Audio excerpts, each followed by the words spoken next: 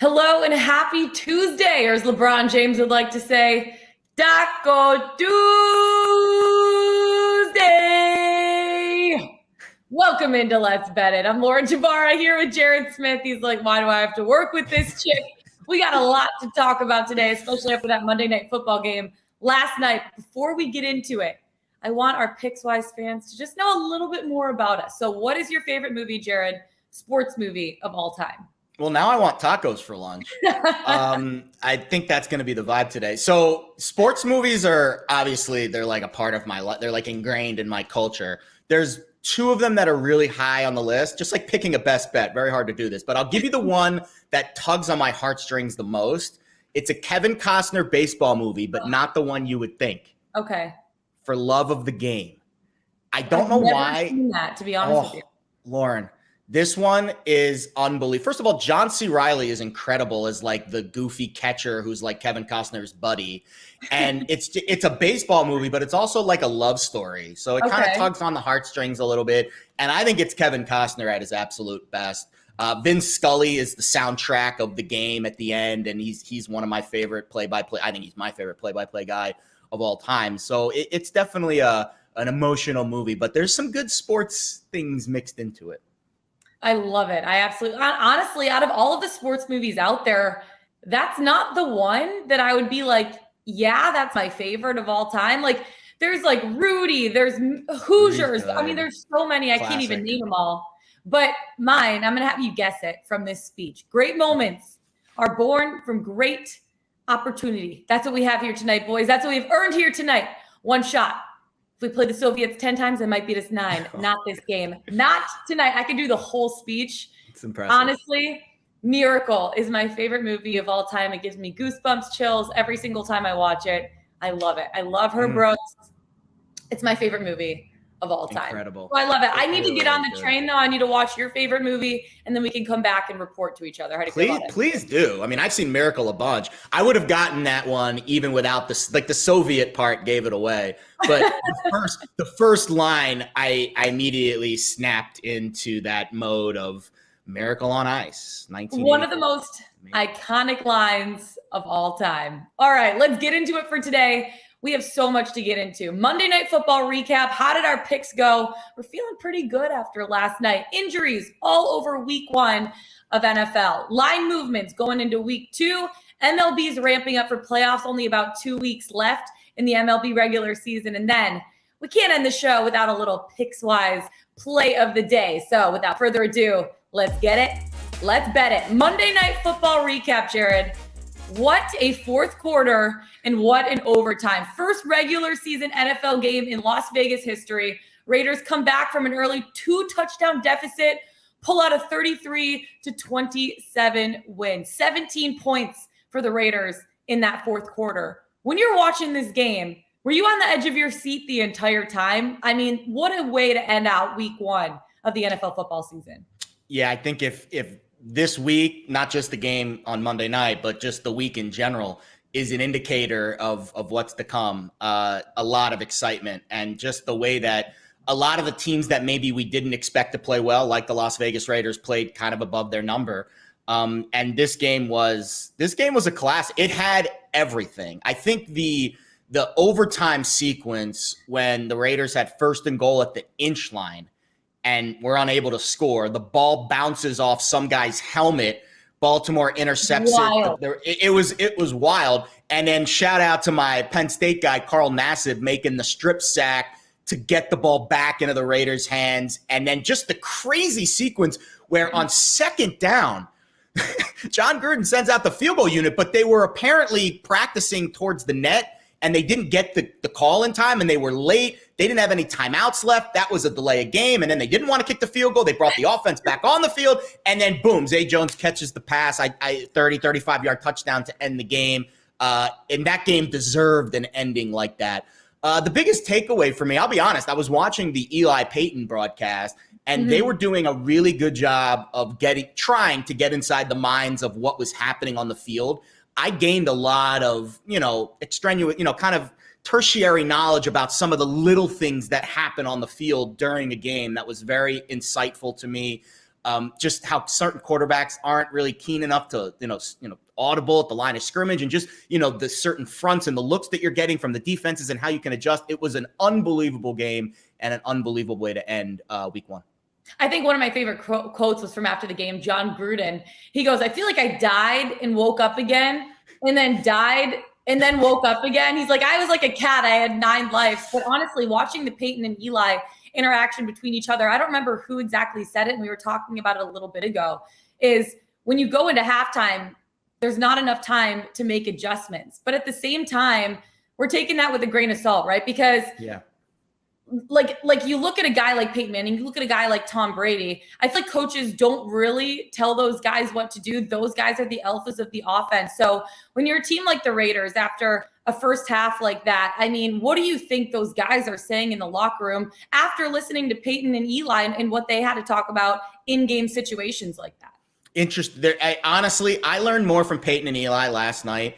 And we talk about this on the show a lot. The hardest thing we do, the numbers are there. They're out there. The stats against the spread, yards per play, whatever.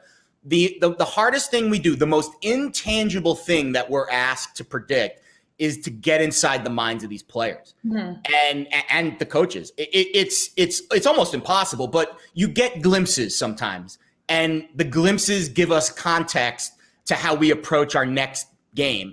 And when you look at this Raiders team, I think now the Raiders are going to be one of those teams that, and they were last year, they were kind of a devil. They know Gruden's got that really aggressive mindset, and they have this really bounce back mentality. By the way, the next time you quote John Gruden, you've got to do the impression, the Frank Caliendo. Man, I felt like a cat, man. Got 9 lives. Like I laughed every time Caliendo did the John Gruden impression. So good at the Gruden impression. It's amazing. So good.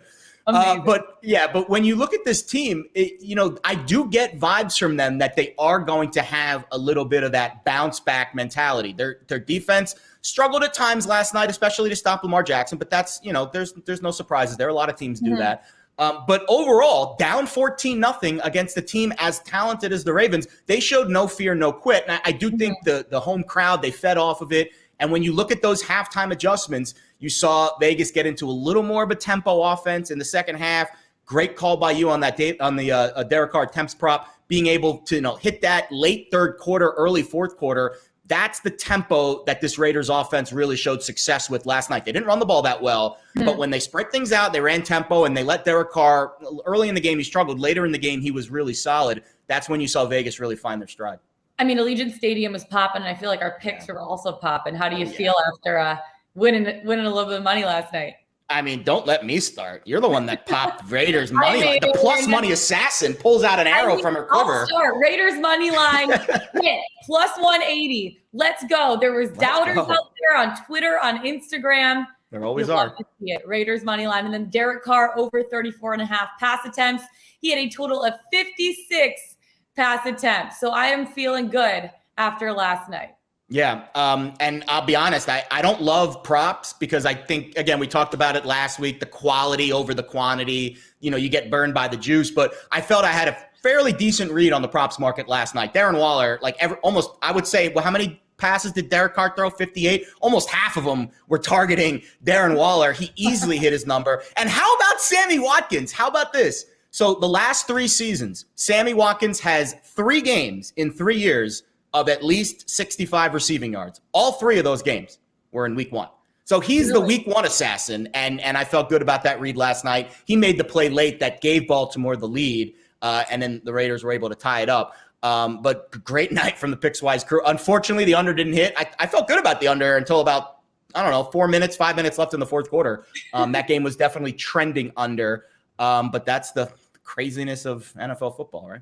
Yeah, absolutely. Another big trend from week 1 was quite a few injuries to quite a few big name guys. Ryan Fitzpatrick, Mekhi Becton, Jason Verrett, Raheem Mostert, Jerry Jeudy. They all went down with injuries. So I kind of want to run through the list of these teams and how that impacts, different lines and just the teams in general heading into week 2. So first of all, Taylor Heineke, is he going to give Washington something different? Because I look at Ron Rivera and what he said about it. He said he's going to be the starting quarterback come week 2, but at the same time, he brings a freshness and an energy into this Washington lineup. What do you see that he brings? So this is an interesting one because this is the Thursday night game.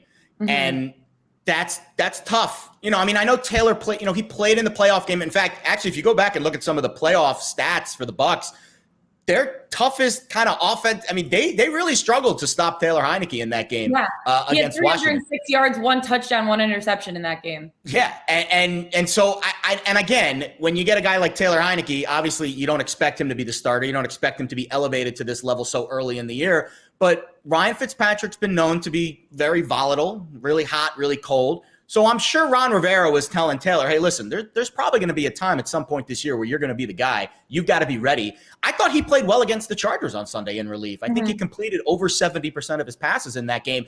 And the one thing he does that Ryan Fitzpatrick doesn't do is run the football well. Fitzpatrick's a statue in the pocket. Heineke can move around a little bit. And again, when you talk about a Thursday night divisional game, I'd be willing to bet that the Giants installed some of their defensive schemes last week for this Thursday night game, because you don't have a lot of time on the turnaround. So if they installed packages to try to, defend against Ryan Fitzpatrick, who's going to be stationary in the pocket, they might struggle a little bit with Heineke on the edge a little bit. So I could see Washington maybe having a little bit of an edge this week in that game against the Giants. I mean, he had a quote after the week 1 game, and he said, I just come out with confidence. I play with confidence. I go out there, play freely, and knowing what I'm trying to accomplish. I mean, what a mentality to have going out there. No jitters at all. He looks really solid. 49ers getting injured again. They were playing the Detroit Lions last week. Are we worried about them?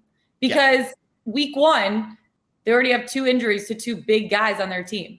Yeah, I'm worried about the secondary. Their secondary was, of their defense, the secondary was the weakest unit. Their front seven's incredible. And I think you saw that early in the game against the Lions. And then once Detroit fell down by, 20, 25, 30 points, it was all pass. And that's when you saw Jared Goff get a little comfortable. And, the Lions don't exactly have game breakers on the outside. And they were getting open, and they made that game very interesting. I know the fluky onside kick that went off of Kittle's helmet, that tilted the game. And, once the ball starts rolling down the hill like that, it's tough to stop it. And the Niners did a good job of making that one key stop on the last drive to secure the win. But I'd be lying if I said I wasn't concerned about the Niners secondary moving forward, because they're going to face Matt Stafford. They're going to face Kyler Murray over the next, and I know that game against the Cardinals is coming up very soon. So they're going to have some difficult tests in the secondary over the next few weeks. And I'd be a little concerned for sure. I mean, we saw Jared Goff threw for 338 yards in that game on Sunday. So, I mean, it's going to be really interesting moving forward. Okay, Broncos, Jerry Jeudy going down. And I know Jerry Jeudy is kind of making fun of it a little bit too. He tweeted out, appreciate all of the ankle donations. But how does that affect the Broncos? Because they still have plenty of receiving threats, guys like Cortland Sutton, et cetera. So do you see this being a huge detriment to the Broncos? Because he was set to have a really, really good season this year. And Teddy Bridgewater is the perfect guy. And, that is why I really applauded and I really backed Denver this week. They were the only road favorite that I gave any stock to, because I know Teddy Bridgewater is a guy that makes the right play. So I'm not concerned with Teddy Bridgewater putting the ball in the right place without Jerry Jeudy, because you could put anybody there. Peyton Manning makes some of the best, the worst receivers in the NFL look great. And I'm not comparing Teddy Bridgewater to Peyton Manning, but Teddy has that ability to make the right decision. And that, it doesn't matter who's running the route. If Teddy makes the right decision, Denver's offense should still be effective. The thing that I'm concerned with is the explosion, because when you have KJ Hamler on the outside and you have Cortland Sutton, who's more of a over the middle threat, I think Jerry Jeudy's the perfect balance to that. And now you take him off the field and their offense becomes slightly more one-dimensional. I'm not going to call them totally one-dimensional. They've got a great running game. Melvin Gordon played great, had a really long touchdown late that sealed that game. But I do think they become a little more one-dimensional. But really the takeaway for me, I was talking about this with our producer Jack yesterday, the field at MetLife Stadium, another victim of a leg ankle injury on the turf at MetLife. We saw the Niners season get derailed there last year, and it's unfortunate that Jerry Jeudy's going to miss some time. What do you think is going to be the Broncos win total now without Jerry Jeudy here with the next 6-8 weeks? He's going to be out. I'd have to look at the schedule deep, but I was high on this Broncos team. We talked to Jay Croucher over a PointsBet. He said that if they would have gotten Aaron Rodgers, they'd be the 3rd favorite to win the Super Bowl. That's how good this roster is. And I don't think Bradley Chubb even played on Sunday. So they were even, they were really slow to bring him back because he's dealing with some nicks and cuts. And again, that factors into the 18-week season. They're not going to rush a guy back who's slightly, still nursing some things. So I think the Broncos are still going to add, pieces down the road when they get Chubb back. I don't want to take too much stock in the Judy injury because I do think he will return at some point. And I think Teddy Bridgewater, again, will be able to navigate the ship. But, of course, it's an issue when you lose I think he's their best receiver top to bottom. Quite a few injuries in week one, but there was also quite a bit of movement in the books after week one, especially the MVP future market, which I want to get into because you look at a guy like Kyler Murray, 25-9 now. Matthew Stafford goes from 20-10, and Jameis Winston, 50-25. That's pretty incredible. Starting with Kyler Murray, he threw for 289 yards, 4 touchdowns against the Titans. What did you like about his performance in this game? Everything. I mean, I've been in on this Cardinals team for almost a full, basically since the offseason, like March. And if he stays healthy, I mean, he's got the tools. He is this year's Josh Allen if he's healthy. 3rd year, same system, adding pieces around him. Now, I know the Titans defense is not exactly gangbuster, so I don't want to go too crazy on the overall stats. But if you watch some of the plays that he made on the run, making throws with his legs, those are the types of plays that make it really hard to defend a guy. And if he stays healthy, he has that kind of game-breaking ability. Here's the advantage for Arizona. Their next 2 weeks, Minnesota, Jacksonville. They're going to be favored in both. They should win both games. They should be 3-0 heading into a huge 2-game stretch against the Rams and the Niners. That will be the litmus test for Kyler Murray. I see his number continuing to sink a little bit until we get to that week 4 spot against the Rams. I believe it's at SoFi Stadium. That will be the moment when we kind of, put up or shut up on Kyler Murray. Now you look at a guy like Matthew Stafford moving from 20-1 odds to 10-1 odds. And this is a guy that's been in Detroit, my hometown, for a while now. And when he switched place with Jared Goff, basically he said, I want to play in those games where I'm not just playing a random 1 p.m. game on a Sunday. I want to make big plays at big moments and win big games. I mean, he threw for 321 yards, 2 touchdowns. Did you see improvement in Matthew Stafford playing on the Rams instead? Because now he's surrounded by a bunch of different players. I think he just needed a different look than the team in Detroit. I'll be honest. I saw the same Matthew Stafford that I've seen in Detroit for years. I mean, I covered him when I worked in Michigan 10 years ago. I mean, he was the same guy.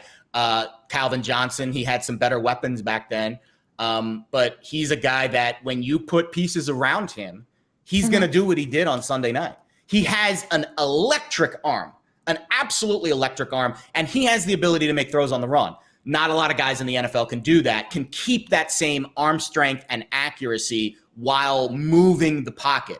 And now he has a coach in Sean McVay who's got that, that swag about him that wants to be aggressive and wants to show off just how good Matthew Stafford is. And the weapons around him, I think, are the best he's had since maybe a Calvin Johnson was around him in Detroit all those years ago. So I think there's a lot of upside for the Rams for sure, and certainly around Matthew Stafford if he can stay healthy. So that's the question with all these guys. Can they stay healthy? Can they stay healthy? It's actually so funny you say that because a couple of years ago, I think it was 2019, Emmanuel Sanders was coming off of his Achilles injury. And I was watching him in Broncos training camp and he was cutting hard. And it was only like 5.5, 6 months after his injury.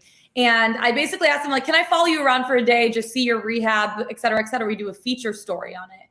Well, one of the questions I asked him that day of following him around with rehab, weightlifting, et cetera, I said, who throws the ball the hardest out of any quarterback you've caught from? And he said, honestly, in Pro Bowl, Matthew Stafford, he goes, that thing whistles. When he throws the ball, he's like, you need to be on high alert because that thing will whistle right past you. So it's pretty interesting to hear that. I was not expecting. All right, Jameis Winston, 50-1 odds, moving to 25-1 odds, cutting it right in half, threw for 5 touchdowns on Sunday. Pretty incredible. I don't think anyone expected this, going through the adversity that they did, playing in Jacksonville against reigning MVP Aaron Rodgers. He looked unbelievably good. This is the one guy that I would, overreaction Monday vibes. Like, this is the one guy that I would just caution people on. Really? Listen, he's got something that he hasn't had in Tampa, which is, I think, a more stable offensive mind. But also Bruce Arians was pretty good. So, but I forget if he was with the team when Bruce Arians was there. So I might be wrong about that. But I do think he has a much more stable coaching situation in New Orleans. But the Packers sleptwalked through that game. Green Bay is not going to score 3 points very often. I mean, that game was a game that I think that we might look back on it in a few weeks and kind of say, hey, that's the variance of the NFL. He's got there you go, DP with the note, LASIK surgery. Maybe that's the answer. Maybe I should get rid of these glasses and get LASIK surgery. Do you think I'd be able to see my notes better and be a better broadcaster? No, I think when you look at Jameis Winston, he now has 2 very difficult road tests over the next 2 weeks. In Carolina this Sunday, on the road in the division. Let's see how he handles that, because at 25-1, you've already missed the big move from 50 to 25. You can't go back in time and grab him at 50-1. So now you have to ask yourself, is he worth the shot at 25-1? If he goes on the road and goes nuts this week at Carolina, who looked pretty good defensively, put a lot of pressure on Zach Wilson over the weekend, maybe that I'd be willing to pay for a little more information with Jameis Winston, just because he's been so volatile in his career. Now he has to go on the road in the division and do it again. That's when I would be very curious. And Jack, thank you for the note. He did play 1 year with Bruce Arians. Had a pretty good year, but he threw 30 interceptions. Yeah, I mean, when I had a pretty good year, but 30 interceptions. 33 touchdowns, good. 30 interceptions, bad. When I look at a guy like Jameis Winston and what the Saints were able to do, I feel like there was so much worry heading into the season about what a Drew Brees-less Saints team is going to look like. Yeah. I feel like Jameis Winston is enough of an alpha to be able to lead this offense. So I have to disagree with you a little bit. I'm putting money on him now at 25-1 odds, to be honest with you. I'm betting on him. Obviously, I always like taking the underdog as well, right? So you do. I mean, he is at least I'm consistent. But at the same time, I liked what I saw from him. And yeah, the Packers defense wasn't necessarily a powerhouse, but Jameis Winston did look really good. Threw for 5 touchdowns. I'm putting some money on him after week 1, and we'll talk again in week 4 after the next 2 weeks. Let's talk again after they go to Carolina on Sunday. Divisional, and you saw it with the Texans. Home divisional underdogs are, and I know it's not the week 1 trend that we talked about last week, but I was looking at Carolina as a teaser piece this week because they were 2.5, 3. I would get them through 3 and 7 to 8 or 9. That's a home divisional dog that I think is worth a look this week. But I'll be honest, it's not we'll get to the tease segment maybe a little bit later in the week, but I'm not feeling very teaser-ish. Not a lot of good teaser spots on the board this week. Yeah, there is a lot of line movement though when you look at week 2. I mean, one of the ones I know you really wanted to touch on was Chargers-Cowboys total jumped from 51.5 to 55.5 on Monday. We rarely see a total jump 4 points in one day. Why? Why is that jumping 4 points? Assuming someone caught wind of the Zach Martin news, and I believe Lawrence, the Cowboys defender, also is out. So Martin in, Lawrence out. That tilts things. And also, I think it is a bit of a reaction to what we saw on Sunday. I'll be honest, and Jack and I were talking about this yesterday too. I think the Chargers left some points on the board on Sunday. They had that really fluky fumble out of the end zone that, could have been an incomplete pass. They were going in for a touchdown on that drive. And I think road game week 1, West Coast to East Coast, the Chargers maybe started a little bit slow. I think the Chargers engines are really going to get revved this Sunday on that fast track at SoFi Stadium. Historically, Washington's field's been kind of a mud pit, a little bit of a slower track. And again, Dallas, what did we see last Thursday? I mean, goodness gracious, they threw the ball 58 times in that game. So if we get the same vibes that we saw Thursday night, Bucks, Cowboys, this Sunday, Cowboys, Chargers, I think we're going to see a very shootout, high tempo kind of game. And I really like the over. I was very fortunate to get it at 51.5 before the move yesterday. It was it's the only bet I've made so far for week 2. I mean, we were talking about the Saints just a little bit ago, heading to Carolina, playing the Panthers. They're laying 3 at the Panthers, but the opening line was New Orleans laying 1.5. Why did that shift? Yeah, I mean, I think it's in reaction to your boy Jameis. You are baby, let's go. I think that's what it was. But again, we talked. The over there is going to be performances this week that are completely opposite to what we saw in week 1. There are going to be teams that played really well. I think the Texans we'll get to them in a second, are one of those teams that played so well in week 1, and you're not going to quite see that carry over to week 2. That happens all the time in the NFL. And I don't want to say that Carolina is going to win this game, but if I were to bet this game, I would take the points at home. I would. We'll see about it. Jared. Talk to me after next week, okay? Browns versus Texans. You just talked about it a little bit. And I know you said the Browns might dominate the Texans, but this is a very teasable game. What are you teasing in this one? This is my one spot that I know I'm teasing this game. And I know usually we talk about we want to get through 3 and 7. Well, getting through 10 and 7 is also pretty valuable to me in the teaser market. And I think if you look at Cleveland's performance week 1 against Kansas City, obviously you play to win the game, as my coach in my heart, Herm Edwards, once said. But Cleveland's performance was still really strong. They moved it really well against Kansas City. They stopped Kansas City from moving it for a large portion of that game. Fluky special teams play late, tilted the momentum. I think Cleveland's going to be really good. And I think this line is very telling. Houston blows out Jacksonville, plays one of the most, I would say, unpredictable results of the weekend. And Cleveland loses on the road. Granted, it was against Kansas City, but the line moved only a point. And then it kind of moved right back to Cleveland. So open 13.5 preseason, 11.5 was the reopening line. Now it's kind of in the middle, painted between 12.5. I think it closes right around there. And I think this is a good teaser spot next week. I do think Cleveland, or this week, I do think Cleveland wins this game, and I think they win it big.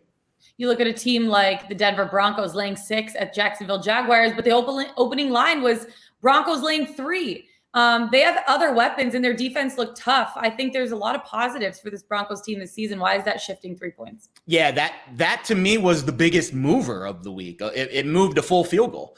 And it's a road game.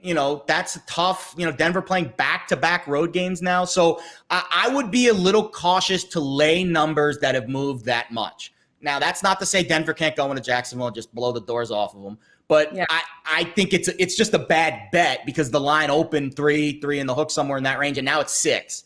So I would be a little cautious there laying it on the road with Denver after that move. Looking at this movement now for week 2, what would you say is one of the biggest, one of your best bets that you're really focusing on? I know it's early, it's not Thursday yet, but heading into week 2, the lines are staying the same right now. I mean, do we want to fade my Jets this week against the Patriots, right? I'm never betting the Jets again in my life, to be honest with you, Jared. They really even against them? You're not going to fade the Jets? Oh. I mean, Belichick just dominates at MetLife. We already know that. I think the last time the Jets won there was when it was Fitzpatrick at quarterback. They don't play well against the Patriots. Yeah. And I don't get me wrong. I really do. I think there was a lot of good in what we saw from Zach Wilson on Sunday, but no Mekhi Becton. The offensive line was a disaster. And I think Belichick's going to put a ton of pressure. Bill Belichick tends to get the best of rookie quarterbacks. And I see things going in a bad direction for my Jets on Sunday. But I do like Cleveland a lot too. Obviously the over in that Chargers-Cowboys game, that's probably my best bet of the week. But the move makes it lesser of a best bet if you didn't get the good number, yesterday. But I would say Patriots-Browns are the 2 sides that I'm targeting here early in the week. I know we've been talking a lot of football, but we cannot forget about Major League Baseball because there's 2 weeks left in the regular season. The races are heating up for the wild card spots. So I want to get into it. I want to dig into it a little bit. You look at yesterday, the Giants clinched a first postseason berth with a win over the Padres. Sunday, we saw a dramatic shift in the AL wildcard standings. Now the Red Sox and Blue Jays are up there for the final 2 playoff spots in the AL wildcard. And I know, Jared, you were talking about you placed a futures bet on the Blue Jays recently to win the World Series at plus 3,000. I want to talk about the Blue Jays for a second because you look at them this weekend and they scored 44 runs. Yes, you heard that right. 44 runs in about 24 hours. 22 alone on Sunday. That is unheard of. What is working for them right now? I have everyone's love life is different, but I have an on again, off again relationship with the Blue Jays. Okay. So I was on them really hard in August, and then George Springer got hurt. And fortunately, the sports books, at least here in New Jersey, give you the option of cashing bets out. And I was given the option to cash out my Blue Jays future, which was at 30-1. The number moved slightly down to 28-1. And I basically got an even money cash out, like not one dime either here or there. And I said, you know what? I don't really like the George Springer injury. I think that changes their lineup. He's their leadoff guy. I want out. So then I was out.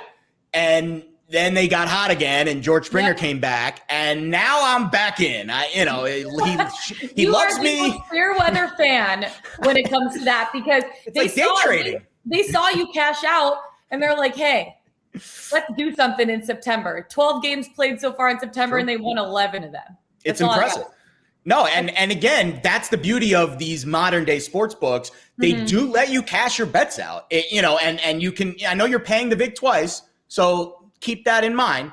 But it's like day trading. You buy low, sell high, and then it dips again. You buy it again. I mean, I don't know if you're into Bitcoin, but that to me, it's a similar vibe in the futures market. I do treat these teams like stocks, and I do think Toronto is starting to find that stride again. It's also a sell on the other two teams in the American League East that they're battling with, because the Yankees are on fumes right now. Yeah. And the Red Sox, I don't think they have the rotation to really make that push.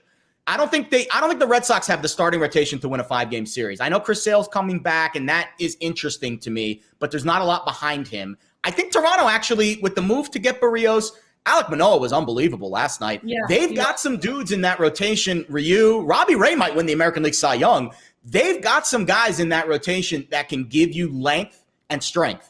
And I think their lineup is probably the best lineup in baseball, I would say. So that to me is very intriguing. And at 30-1, which is what I got them on at MGM this morning, same price as they were a month ago when I started my love affair, back in on the Blue Jays. I love it. They're sitting one game ahead of the Yankees and the Red Sox right now. And they swept the Yankees last week in a 4-game series. Bring out those brooms, give a little sweep, just show them what you're made of. You talked about the Cy Young race a little bit, because the markets are very, very tight. So I feel like each start could tilt in one or the other's direction. I mean, it's basically game by game by game now. So when you're looking at the NL, for me, the edge goes to Max Scherzer, but who do you have? I'm very, very, this is a tough market. Scherzer, Burns. I've got a ticket on Burns at 20-1. Back in April, I made this bet. And I want to hedge really bad, but I want to wait until the last possible minute to get as much information as I can. You're 100% right. I think Scherzer and Burns in the National League are neck and neck. I'm seeing the odds, maybe 20 or 30 cents difference between those two guys. The neck, and Scherzer almost threw a perfect game the other day. Corbin Burns, they had that combined no-no. It's like both guys are like prize fighters trading blows back and forth down the stretch. The difference here, the Brewers have the advantage of they've already basically won the division. They don't have the pressure on them to win games, whereas Scherzer, every start matters for the NL West still. They're only 2 games back. That might tilt me in Burns' direction, because the Dodgers might be more inclined to pull Scherzer a little early, to make sure that they get their bullpen set and to make sure that they are ready to go. And also, they want Scherzer to start game 1 of the wild card game. If they don't win the division, Scherzer's probably going to start the wild card game, you would imagine. So they have to line up their rotation accordingly. That slightly tips me in Corbin Burns' favor, but it is close. It's neck and neck. I actually want to elaborate on that in a second, but before we do, let's talk about AL for a second, because I have money on Robbie Ray. I'm jumping on your Blue Jays right now. He leads the AL in ERA. He has the lowest rate of hits allowed, and he's sitting second in WHIP. And he's done it all, sitting second in most innings played or most innings pitched. So when you look at a guy like Robbie Ray, are you in on him, or do you got someone else? I mean, Garrett Cole's been the favorite all year, but Garrett Cole's won the award before. I don't think Robbie Ray's even ever really been close to winning this award. And Ray's numbers are really good. They're really, really good. I would stay away from this market because, again, both teams, Toronto and the Yankees, are both fighting for that playoff spot. And they're both fighting for that home seed, the home team in the wild card game. So I can see both, you want Robbie Ray to start the wild card game. You want Garrett Cole to start the wild card game. I could see the rotations being shifted the final 2 weeks, maybe the final 10 days of the regular season to get your rotation set. This one's a stay away for me, but I certainly am rooting for our Blue Jays boy, Robbie Ray, no doubt. Okay, let's rewind a little bit. You were talking about different teams who are resting players, who don't really care about winning games. When you head into the final 2 weeks of the season, that has to be tough to bet because Guys are being rested. They're not playing like they would normally play, June, July, August. So how do you bet teams, especially teams that are, 10 plus games ahead and resting players for the postseason? It's very tough. The lines are astronomical. You're seeing I think I saw today 6 games of minus 200 or longer. Yeah. Like how can you find value when the juice is so high like that? First 5 run lines. Our Pickswise crew does a great job of, after a game gets to a certain number, they'll look to the run lines and they'll look to the first. I don't see a ton of first 5 bets out there, but I do like them because you're betting squarely on the starting pitchers and you're leaving the bullpens out of it. And it usually cuts the juice in half. I think today, for example, the Giants pick, which I'll give you a little bit, later when we do our best bets. But if you bet the first 5 for the Giants, it's about 30 or 40 cents cheaper. Which, that's not a bad way to make a minus 160, minus 170, a minus 120, minus 130. And then you can, kind of elaborate a little bit more with the way that juice affects you long term. I do think it's sometimes it can be better. Sometimes. Yeah, I know you said the 6 favorites of minus 200 or longer. Are there any that stand out to you, 1 or 2 that you really want to touch on? I would not touch any of those money lines. The Yankees and the Orioles, the run line is 2.5. Like it's too much, And I think if you bet those long term, you will lose. Even though you can go 10-5, you can go above 500 betting minus 250 money lines, and you're going to be a losing better long term because the juice just catches up. You don't even want to touch them. Stay away from them, which brings us into our Pickswise play of the day. Things that we do want to get into at the end of the show. We always give our picks. We got the play of the day. Play of the day, 3 stars. What do we got? Very simple. The Reds are facing the Pirates today. Wade Miley's been incredible, and the Reds need this game. The Cardinals are right on their tookuses. They had a good game last night against the Mets. So it's one of those neck and neck NL wild card kind of battles, and the Pirates to me are just a total sell. So I am backing the Reds money line tonight. It's the Pickswise 3-star play of the day. I like that. And Pickswise Nation, you got to get on this every single week. Vote on your favorite play. Follow Pickswise on Twitter to take part. You don't want to miss out. So is that your best bet of the day? You're tailing that? No, I'm going to go with the Giants money line. So usually I would fade a team the day after they clinch, because popping the bottles the night before after you clinch a playoff spot. But the Giants don't have that luxury. They're only 2 games up on the Dodgers in the NL West, and they've got a matchup tonight against Jake Arrieta and the Padres. Jake Arrieta, how the mighty have fallen. This guy was an unbelievable starter for the Cubs, and now he's one of the worst pitchers in baseball. He's got an ERA over 7 this year. Faced the Giants earlier this season, gave up 6 earned runs. Like the reverse line movement, a lot of people are on the Padres today early, but we're seeing the line creep towards San Francisco. And again, day after the clinch, I don't think the narrative fits because the Giants are still fighting for that. They want to win that division. They do not want to be in the wild card game. And I think you're going to see a good effort from San Francisco tonight, laying about 60 cents. I like it. For me, I'm getting on your Blue Jays right now. So I have Tampa Bay Rays at Blue Jays over 9, 2 of the league's best sluggers. Blue Jays offense averaging 5.6 runs in home games, and number 2 offense in baseball, averaging 5.3 runs a game. And then the Rays, they've scored the most runs in baseball this season, 776, and they're averaging just under 6 runs a game. So I feel really good about this over at minus 114. You want to put some money on it with me? Maybe. You need to convince me more later. Okay. Jeez. What about Blue Jays having won 57.3% of the games this season when favored on the money line? How are you feeling about the Blue Jays? I'll be honest. The Blue Jays to me now they're like my darling. I'm going to treat them very well. I was on baby. Off, and I threw them out with the throw the baby out with the bathwater, right? And now I'm getting them back in. So we're back in on the Blue Jays. All right, just because you're so hot, you're sweltering right now with your gambling picks after spiking that rate. Yeah, someone needs to fan. We'll get in tonight. We'll get in on your over tonight, but you know how it is. You're only as good as your most recent pick. So I know. Hey, I feel good about this one. You should feel good. You had a good weekend. We can talk about it. That's it for today. Find us on the Pickswise YouTube channel. Go to Pickswise.com. Follow us on Twitter. Jared Smith, Lauren Jbara. Best of luck tonight, you guys. Let's get it. Let's bet it.